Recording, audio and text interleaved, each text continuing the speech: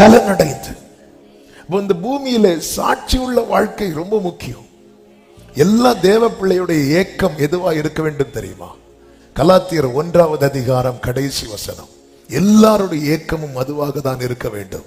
கலாத்தியர் 1 கடைசி. எல்லாரும் பாருங்கள், எல்லாரும் அந்த வசனத்தை வாசிப்போமா? பைபிள் இருக்கவங்க பைபிள் பாருங்க, இல்லைன்னா ஸ்கிரீன்ல பாருங்க. எல்லாரும் அந்த வசனத்தை வாசிங்க. என்னை பற்றி தேவனை, ஒரு விஷயம் கூட, என்னை பற்றி தேவனை. வாசிக்காதவங்களை இப்ப சேர்ந்து வாசிக்கலாமா? என்னை பற்றி தேவனை.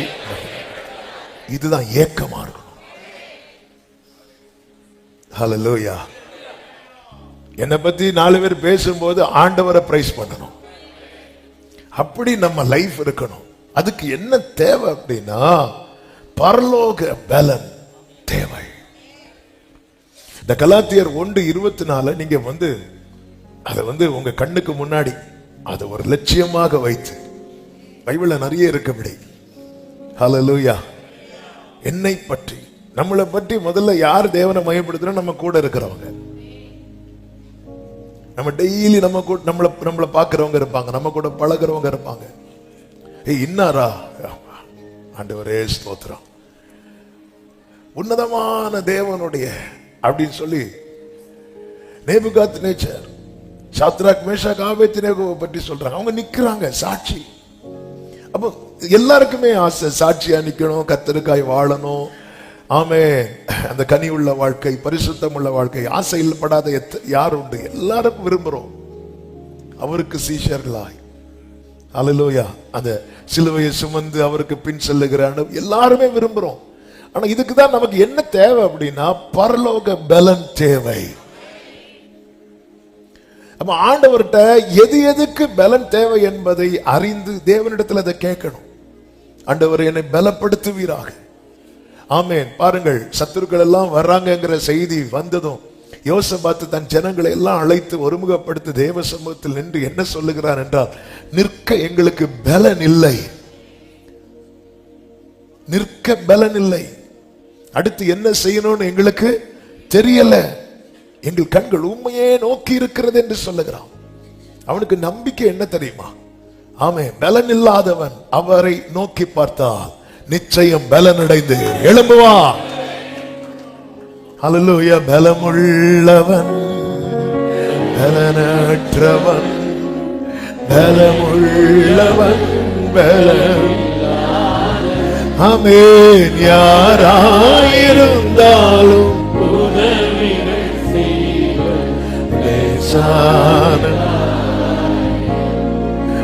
உமக்கது லேசான. இந்த நாளிலே பேசும்படி 1ஆம் தேதி காலையில பேசினார், ஃப்ரைடே ஃபாஸ்டிங் பிரேயர்ல பேசினார், நேற்று சாட்டர்டே ஈவினிங் வர்ஷிப்ல பேசினார். ஆமென். ஆவியானவர் வார்த்தைகளை தந்து பேசிக்கொண்டே இருக்கிறார். இன்று பேசும்படி பரிசுத்த ஆவியானவர் ஆமென் 3 காரியங்களை நினைவிலே கொண்டு வந்தார். நம்முடைய முற்பிதாக்கள் ஆகிய ஆபிரகாம், ஈசாக்கு, யாக்கோபு என்பவர்கள் வாழ்க்கையிலே கர்த்தர் அவர்களை பலப்படுத்தி செய்ய வைத்த 3 காரியங்கள். அதை ஆமென் சொல்லி ஜெபிக்க விரும்புகிறேன். நமக்கு எதற்கு தேவ பலன் தேவை என்று ஆமென் 3 காரியங்களை சொல்லி நான் ஜெபிக்க விரும்புகிறேன். முதலாவது, ஏற்றுக்கொள்ளாதிருக்க பலப்படுத்துகிறார். சொல்லுங்க பார்க்கலாம், சத்தமா சொல்லுங்க பார்க்கலாம். ஆதியாகமம் 14வது அதிகாரம் அதனுடைய 21, 22 வசனங்களை வாசியுங்கள். ஆதியாகமம் 14வது அதிகாரம் 21, 22 வசனங்கள். சோதோமின் ராஜா ஆபிரகாமை நோக்கி, ஜனங்களை எனக்கு தாரும், பொருட்களை நீர் எடுத்துக் கொள்ளும் என்றான். அதற்கு ஆபிரகாம் சோதோமின் ராஜாவை பார்த்து ஆபிரகாமை ஐஸ்வர்யவானாக்கினேன் என்று நீர் சொல்லாதபடிக்கு நான் ஒரு சரட்டையாகிலும் பாதரட்சியின் வாரையாகிலும் உமக்கு உண்டானவைகளில் யாதொன்றையாகிலும் எடுத்துக்கொள்ளேன் என்று வானத்தையும் பூமியையும் உடையவராகிய உன்னதமான தேவனாகிய கர்த்தருக்கு நேராக என் கையை உயர்த்துகிறேன். சோதோமின் ராஜா அநேக பொருட்களை கொண்டு வந்து கொடுக்கிறான். நம்ம லைஃப்லயே பெரிய சவாலான காரியம் என்ன தெரியுமாங்க? அநேகர்ட்ட நோ சொல்றது. இந்த நோ சொல்றது இருக்கு தெரியுமா? நம்ம பல சூழ்நிலைகள்ல நிர்பந்தமான சூழ்நிலை கைதியாய் மாறுவதற்கு ரீசன் என்ன தெரியுமா? நோ சொல்றதுக்கு நமக்கு ஸ்ட்ரென்த் இல்ல. நோ சொல்றதுக்கு நமக்கு ஸ்ட்ரென்த் இல்ல. இங்கே ஆபிரகாமுக்கு நோ சொல்லக்கூடிய ஸ்ட்ரென்த் உண்மையிலே கிடையாது. ஏனென்றால் அந்த சரித்திரம் நமக்கு தெரியும். 4 பெரிய ராஜாக்களோடு யுத்தம் பண்ணிட்டு வரார். 4 பெரிய ராஜாக்களோடு யுத்தம் பண்ணிட்டு வராரு. யுத்தத்தில் ஆபிரகாம் ஜெயிச்சிட்டார். ஆனா என்ன பிரச்சனை அப்படின்னா, அந்த ராஜாக்கள் யாரும் சாகல, ராஜாக்களை துரத்தி விட்டான். பொதுவாகவே 2 நாட்டுக்கு யுத்தம் நடந்தா ஒரு நாட்டில் இருக்கிறவங்களை நிர்மூலமாக்குறது வரைக்கும் அந்த யுத்தம் ஓயாது. பெலிஸ்தியர் யுத்தம் பண்ண வரும்போது தாவீதை பாத்தீங்களா, கல்லால அடிப்பார். அடிச்சதும் கோலியாத் விழுந்துருவான். விழுந்ததும் விட்டாரா தாவீது? ஓடி போய் அவன் பட்டயத்தை எடுத்து அவன் கழுத்தை எதுக்கு வெட்டுறாருன்னா, இந்த பிரச்சனை நாளைக்கு திரும்ப கோலியாத் வந்து நின்ற கூடாது.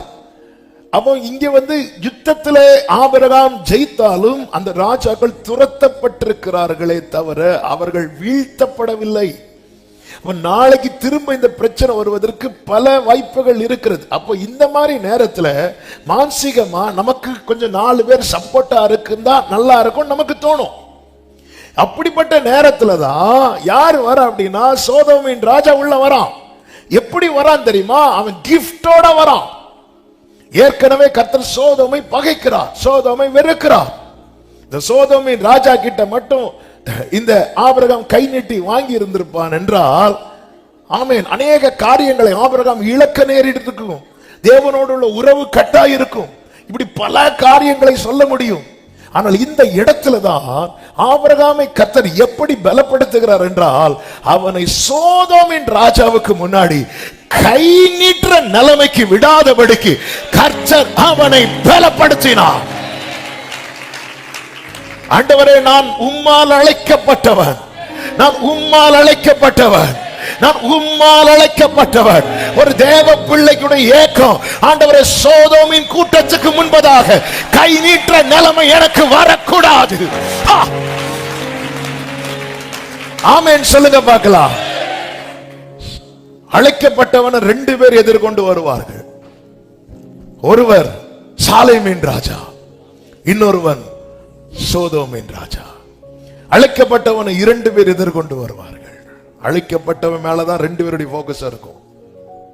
ஹல்லேலூயா. சபையின் மேலதான் பரலோக பார்வையும் இருக்கும், பாதாள பார்வையும் இருக்கும். ஆமே. மக்களுடைய பார்வைகளும் வேற வேற இருக்கும். அவங்க இவங்க இல்ல இல்ல, சபையின் மேலதான், அழைக்கப்பட்டவன் மேலதான் பரலோகத்தின் பார்வையும் பாதாளத்தின் பார்வையும் இருக்கும். ஆனால் ஒரு காரியம் நம்மை பலப்படுத்தும், என்ன தெரியுமா? அழைத்தவர் உண்மையுள்ளவர். நல்ல கையை தட்டி ஆமென் சொல்லுங்க பார்க்கலாம். அழைத்தவர் உண்மையுள்ளவர். ஹல்லேலூயா, ஹல்லேலூயா. என்னை அழைத்தவரே என்றும் நடத்துவீரே, உங்க கரம் இருக்க. அழைக்கப்பட்டவன் நோ சொல்றதுக்கு பழகணும். இந்த எசேக்கியா ராஜா இருக்கிறார்ல, நல்ல ராஜா, கர்த்தர் பேரில் நம்பிக்கை வைக்கிறதுல தாவீதை மிஞ்சின ராஜா. தாவீதை மிஞ்சின ராஜா. தனக்கு முன் இருந்தவங்க எல்லாரை விட ஆண்டவர் பேர்ல ரொம்ப நம்பிக்கையா இருந்தவர் சொல்லப்பட்டிருக்கிறது. ரொம்ப நல்ல ராஜா. ஆண்டவர் எப்படி கிளைம் பண்றார் பாத்தீங்களா? நான் உமக்கு முன்பாக உண்மை உத்தமமா இருந்ததை மாத்திரம் நினைத்தரலாம் அப்படின்ட்டான். என்ன ஒரு வார்த்தை! நம்ம மரண போராட்டத்தில் இருக்கும்போது நம்ம இப்படியா ஜெபம் பண்ணுவோம்? அவனுக்கு என்ன நம்பிக்கை பாருங்க. இந்த ஜெபம் எனக்கு வாழ்க்கையை கொடுக்கும்னு அவ்வளவு நம்பிக்கை இருக்குல்ல. நம்ம இருக்கும்போது நம்ம என்னதான் உண்மை உத்தமமா இருந்தாலும் நமக்கும் மரணத்துக்கு ஒரு அடி தூரம்னு, ஆண்டவரே தயவு செய்து நம்ம மன்னிச்சு என்னை எப்படியாவது காப்பாத்துங்கப்பா, அப்படித்தானே நம்ம ஜெபம் பண்ணுவோம்.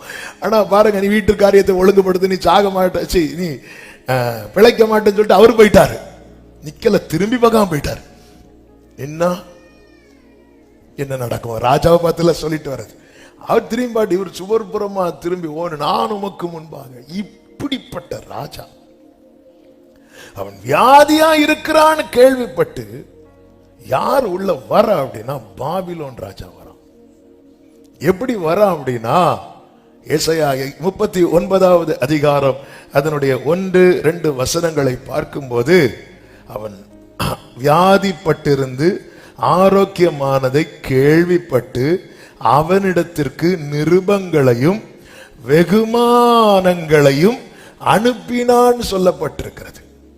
அப்படி அனுப்பினதும் நம்மால் என்ன பண்றாரு? அடுத்த வசனத்துல எசேக்கியா அவர்களை கண்டு சந்தோஷப்பட்டு வா வா வா, அது எங்க வைக்கணும் தெரியுமா அப்படின்னு கொண்டு வந்து பொக்கிஷ சாலையை ஓபன் பண்ணி காட்டுறான். இஸ்ரவேலர்கள் பாபிலோனுக்கு சிறைப்பட்டு போவதற்கு முக்கிய காரணமாக அமைந்த ஒரு சம்பவம் தான் இது. கை நீட்டான். அவன் சிறைப்பட்டு போகல, தலைமுறை பிடிக்கப்பட்டது. அவன் சிறைப்படவில்லை, ஏன்னா அவனுக்கு கொடுத்த வாக்குத்தத்தம் இருக்கிறது. அதனாலதான் உன்னாட்களில் சமாதானமா இருக்கும், ஆனா அவன் தலைமுறையை தூக்கிட்டு போயிருவாங்க. என்ன ஒரு தேவ பிள்ளைக்கு தெரியணும். ஆமே, இயேசு கிறிஸ்து பசியா இருந்த போது முதல் அப்பத்தை கொண்டு வந்தது யார் தெரியுமா? சாத்தான். ஆனா அவன் கொண்டு வந்தது என்ன அல்ல? அப்பம் அல்ல. இது போலதான் அது அப்பமா இருந்தாலும் அது எனக்குரிய அப்பம் அல்ல. இந்த கிரகிக்கத்தக்க ஞானமும் நிலைக்கத்தக்க பலனும் தேவன் தர விரும்புகிறார். இந்த காலை வேளையில சபையை நம்ம எல்லாத்தையும் விட்டுறோம், ஈஸியா உள்ள விட்டுறோம், உள்ள விட்டு விடுகிறோம். அந்த 2வது வசனத்தை பாருங்கள். எசேக்கியா வாசிங்க. அவர்களை கண்டு சந்தோஷப்பட்டு தன் பொக்கிஷ சாலையையும் வெள்ளியையும் பொன்னையும் கந்தவர்க்கங்களையும், பொக்கிஷ சாலையும் வெள்ளியையும் பொன்னையும் கந்த வர்க்கங்களையும் நல்ல பரிமள தைலத்தையும் தன் ஆயுத சாலை அனைத்தையும் தன் பொக்கிஷ சாலைகளில் உள்ளது எல்லாவற்றையும் அவர்களுக்கு காண்பித்தான். எசேக்கியா தன் அரமனையிலும் தன் ராஜ்யத்தில் எங்கும் அவர்களுக்கு காண்பியாத பொருள் ஒன்றுமில்லை.